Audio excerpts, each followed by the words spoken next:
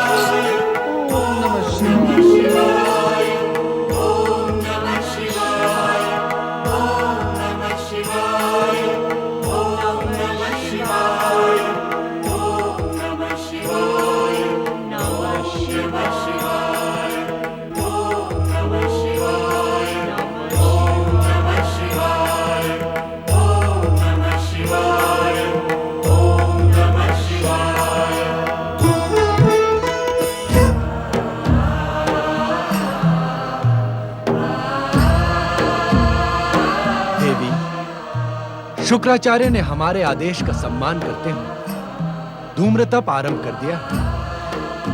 किंतु स्वामी, शुक्राचार्य के साथ ये नारीस्वर किसका है? इंद्रपुत्री जयंती का।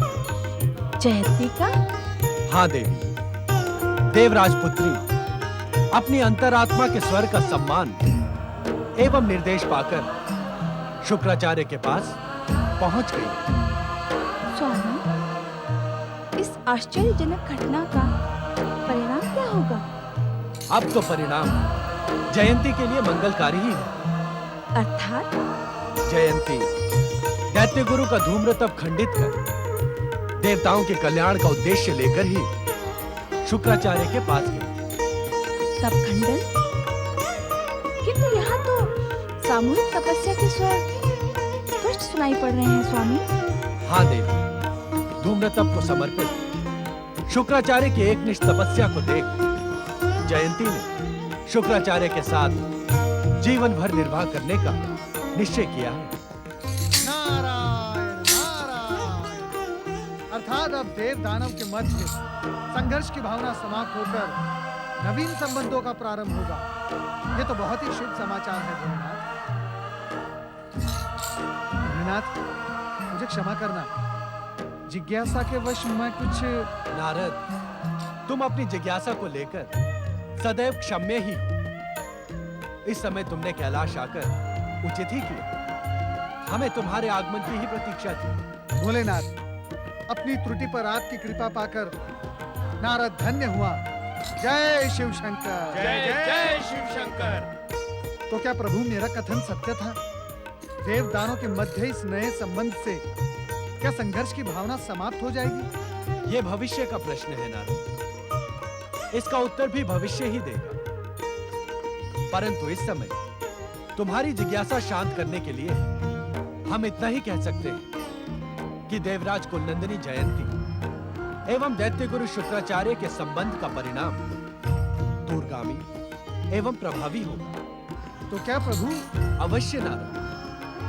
शत्रु क्षेत्र में देवराज की पुत्री के आगमन से देव दानवों के संघर्ष की संभावना क्षीण ही होगी।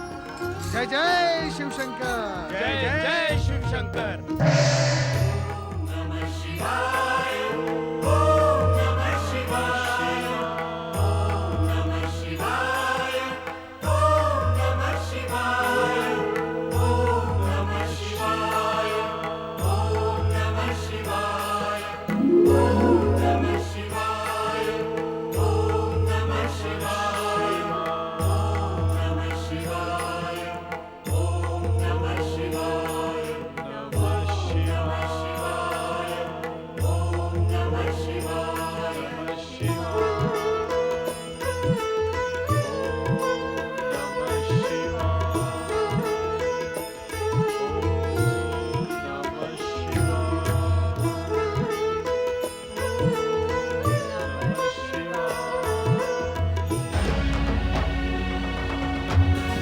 ये आश्चर्यजनक दृश्य आप देख रहे हैं देवराज।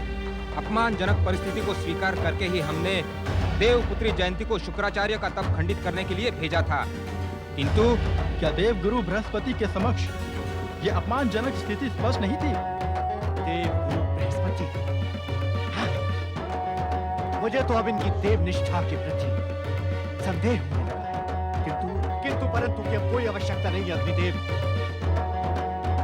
ये अपमानजनक दृश्य देखकर मुझे पूर्ण विश्वास हो गया है कि देवगुरु बृहस्पति स्वयं को कोई सिद्धि प्राप्त कर नहीं सकते। इसीलिए दैत्य गुरु शुक्राचार्य से सिद्धि प्राप्त करने के लोभ में हमारे विरुद्ध षड्यंत्र रच रहे हैं। तब तो निश्चित ही चिंता का विषय है। हाँ अग्निदेव, और ये चिंता एक संकेत भी है। कैसा संकेत देवराज? यही कि भविष्य में हमें देवगुरु बृहस्पति पर आश्रित न होकर अपने बाहुबल पर विश्वास करना होगा, अपने बाहुबल पर। अन्यथा ये देवगुरु रूपी चिंता हमारी चिता बन जाएगी। नारायण नारायण। स्वर्ग की सुरक्षा के प्रति संपूर्ण समर्पित देवगुरु बृहस्पति के प्रति आपके संदेहजनक शब्द आपको शोभा नहीं देते देवराज इंद्र। अपनी शक्ति पर विश्वास करने के विरुद्ध में मैं नहीं, परंतु व्यर्थ की चिंता करना उचित नहीं है। देवराज, तो क्या ये चिंता का विषय नहीं है? नहीं देवराज इंद्र, नहीं। जहाँ युद्ध की संभावना समाप्त हो रही हो, वहाँ चिंता का क्या स्थान है? स्वयं देवादिदेव भगवान भोलेनाथ ने कहा है कि इस घटना का परिणाम शुभ ही होगा।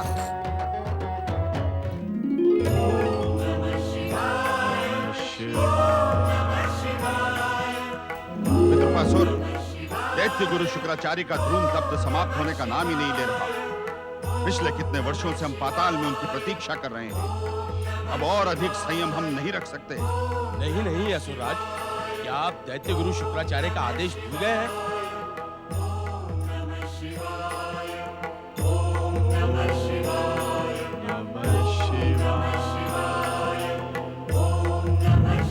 विद्रुपासुर, जो हम देख रहे हैं क्या वो तुम भी देख रहे हो? हाँ असुरराज, देख तो मैं भी रहा हूँ। ये कन्या कौन है?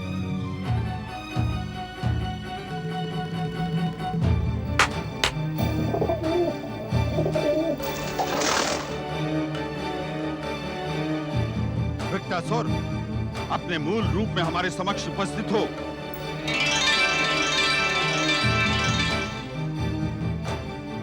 विकटासुर, आज्ञा असुरराज। हमने तुम्हें दैत्य गुरु शुक्राचार्य के आश्रम के गुप्तचरी के लिए यहाँ नियुक्त किया था। क्या तुम नहीं जानते ये सुंदरी कौन है? जानता हूँ असुरराज, ये सुंदरी देवताओं के राजा इंद्र की पुत्री जयंती है।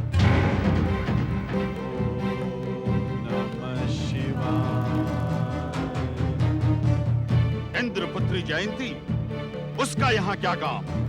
ये तो मैं नहीं जानता, किंतु दैत्य गुरु के धूम तप प्रारंभ होने के कुछ वर्षों के बाद से ही ये निरंतर उनके साथ उन्हीं की तरह तप कर रही है। ये सूचना मुझ तक क्यों नहीं पहुंचाई गई? क्षमा असुरराज, इस सुंदरी की उपस्थिति से मुझे किसी भी प्रकार दैत्य शक्ति और दैत्य गुरु की हानि की संभावना दिखाई नहीं पड़ी, इसीलिए। मूर्ख! ये सुंदरी कहीं दैत्य गुरु शुक्राचार्य के तप को खंडित तो नहीं कर रही?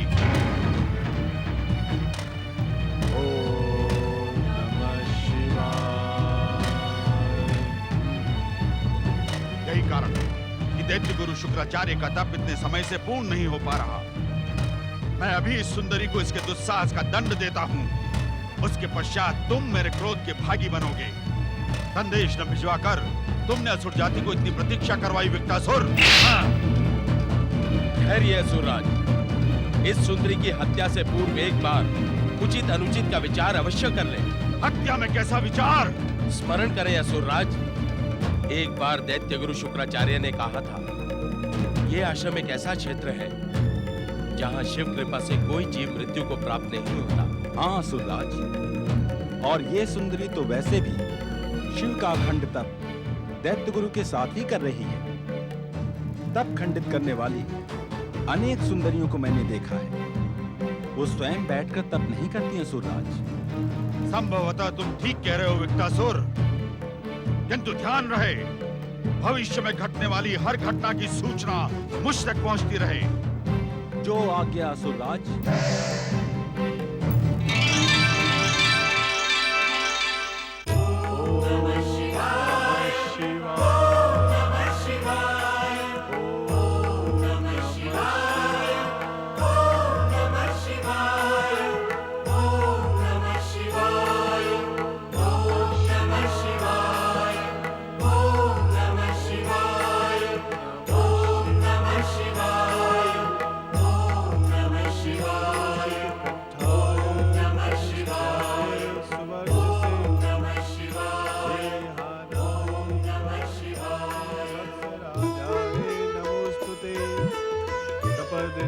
कश्यपाय हरियक्षणे वरदाय च संस्तुते सुतीर्थ्याय देवदेवाय बहुहसे।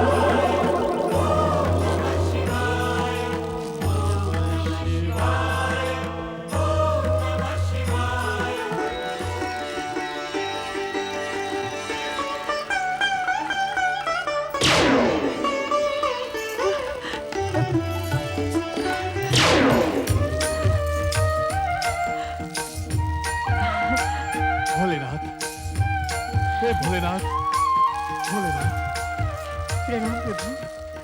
हे कृपा निधान, हे शिव शंकर, आपके दर्शन पाकर मैं धन्य हो गया। आपकी भक्ति पुनः प्राप्त कर मैं कृतज्ञ हो गया भोलेनाथ। आप वास्तव में भक्त वत्सल हैं। शुक्राचार्य, तुम्हारी एकनिष्ठ और अखंड तपस्या से हम प्रसन्न हैं। कहो, क्या इच्छा है तुम्हारी?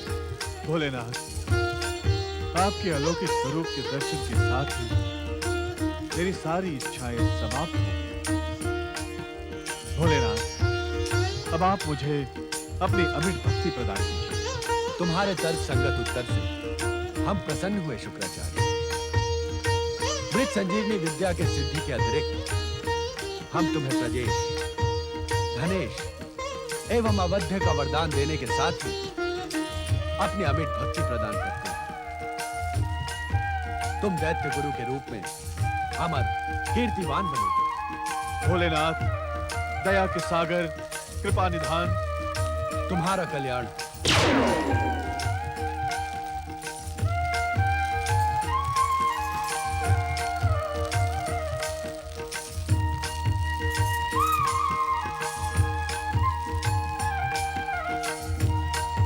ओम नमः शिवाय।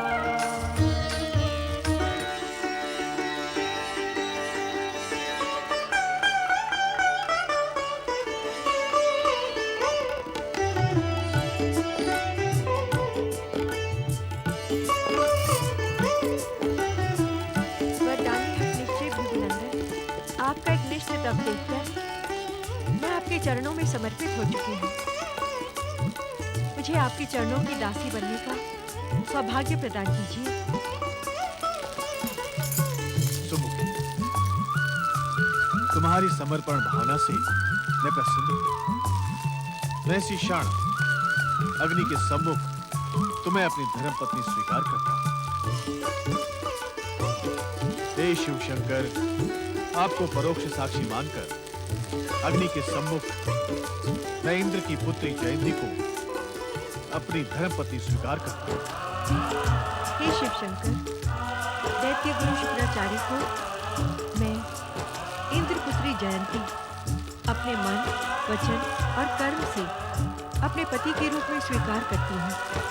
हमें आशीर्वाद दें परमेश्वर।